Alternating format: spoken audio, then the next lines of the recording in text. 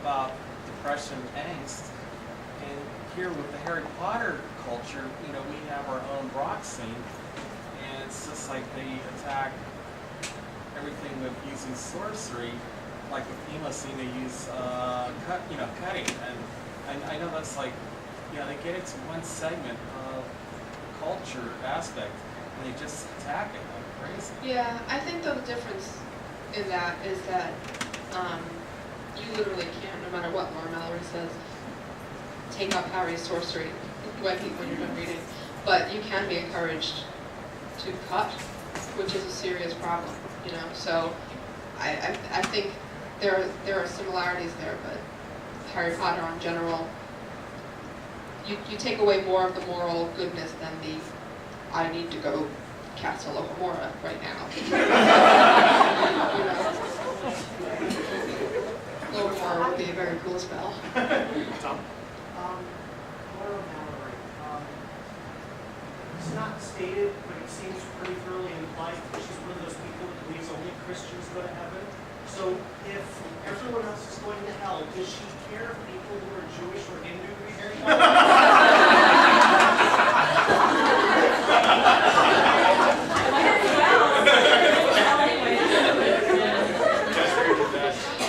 Ask her as such. I didn't say, hey, do you care if that Christian? But she did express several times, not that she hates people who read Harry Potter, but that she loves them and she cares for them and she wants to steer them away.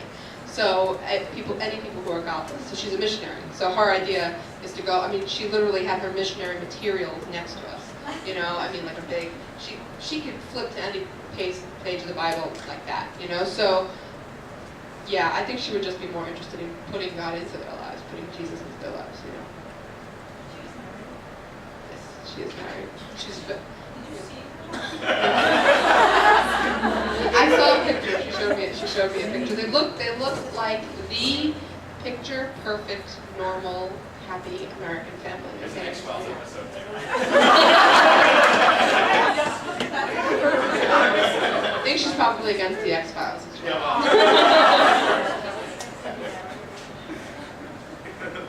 have another kind of like weird question. Have you ever read any of the Harry Potter books in a different language? Yes, I read. I want to explain a little why, because I actually know Hebrew. I mean, I never actually read any Hebrew, but I just it kind of came up to me the thought that maybe read in different language. Well, Cheryl gave me for fun a copy of Deathly Hallows in French. And if you listen to the podcast, I've been badly massacring French words. What was your favorite French line, if I recall? Espèce garce! Means, you, what Molly called Bellatrix. And so, I mean, that was the first thing I thought, like, where is it? I must find it, you know? And I really want to get the books in Italian one day. And I really want them, strangely, in Latin. Because I think that's so cool. That'd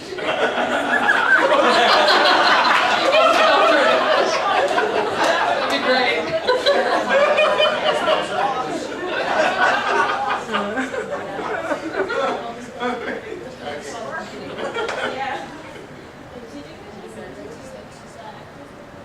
You know, I struggled back and forth a lot on whether I should interview the actors. The movies are kind of, they're talked about in the terms of their historical context, their my experiences going to the set and meeting them and interviewing them and such. But I didn't sit down with them per se for the book, because I really wanted to separate book and movie. You know, maybe one day in the future I'll do something. Hopefully they let me with them. But yeah, I kind of, every time I wanted to do it, I think to myself, is it really essential? And it just never became so. Probably like most of the book, and it's probably like half a chapter. Was she around You know, we didn't really get on it. I kept meaning to ask her, and we kept kind of shoving. When I saw her, I gave her copies of Jingle Spells. And her first reaction to me was, "Oh, Jessie, we love this." And her daughter. And she saw the line, Xmas rules, Voldemort drools, and laughed. And so I get the idea that she thinks of it like fan fiction, that it's really flattering, and that it's really cool that people do it, but it's really hard for her to hear her characters acted as other people. The same way it's hard for her to read her characters in fan fiction, you know. Regarding that, did we mention that on podcast once? I probably did. That's what I thought. I think I did. Trying to hide the fact that it was because I've never said publicly yet that I interviewed Joe for this book. I'm gonna try and. No, I'm not saying about the book, I meant about the CD. Well, that's because it was when I interviewed for this book and I gave her the CD, so I was trying to like hide that fact. When I saw Joe 3 years ago, you know, it's not very often that I see Joe Rowling, you know.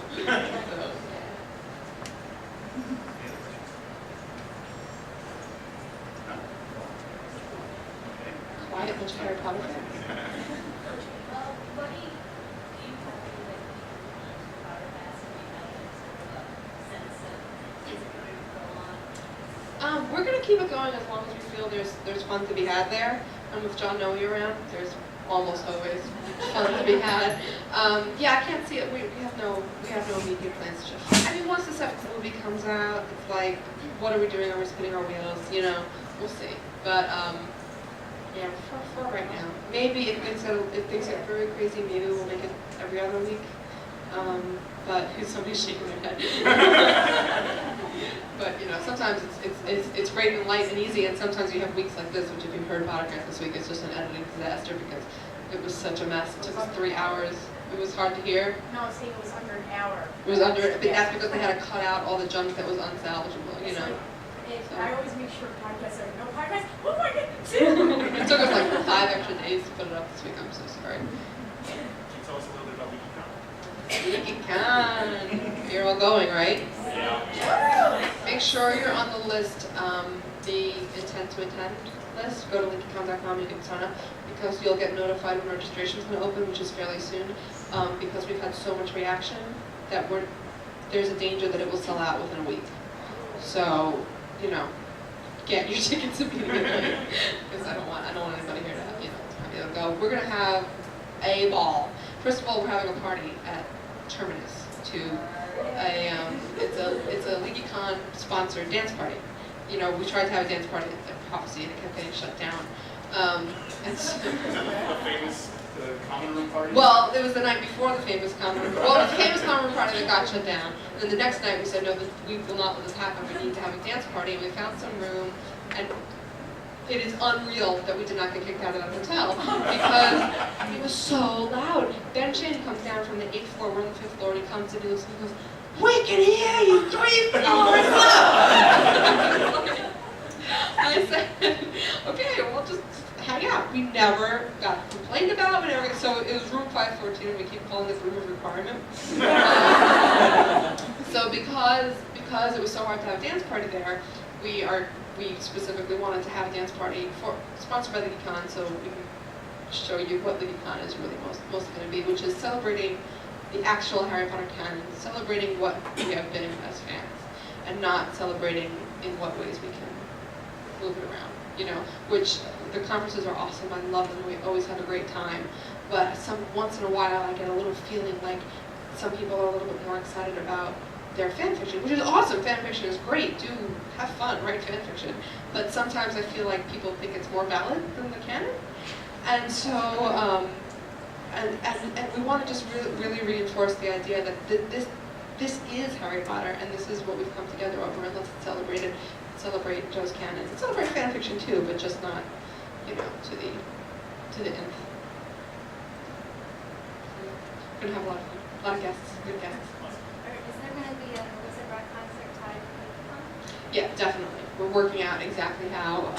There's going to be podcasts. We've already invited one podcast.